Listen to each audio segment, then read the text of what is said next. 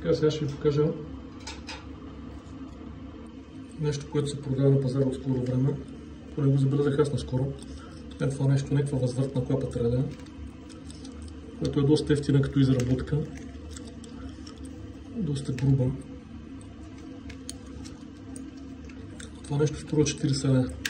Тук е залепено с някакво лепило явно, което явно след някакво време ще се скъса, но няма значение. Ще покажа колко добре работи в кавички. Вентилатора пуснат.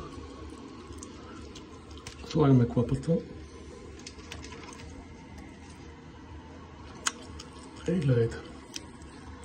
Перфектна изолация. Няма миризми от съседите, ама и вашите си остават в вас. Държи да го отворите малко, да се затваря автоматично. Ето.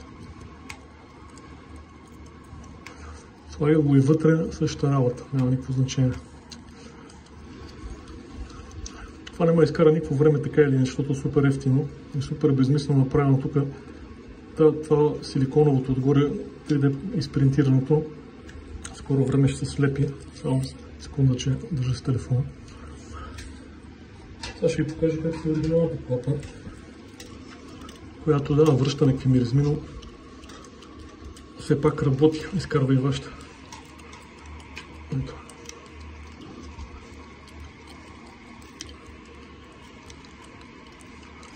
Клапата ще се отваря перфектно, затваря. Опа.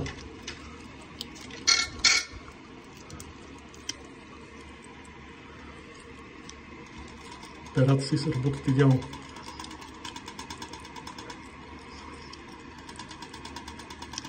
И така, това искам да ви покажа. За 40 лева ще купувате.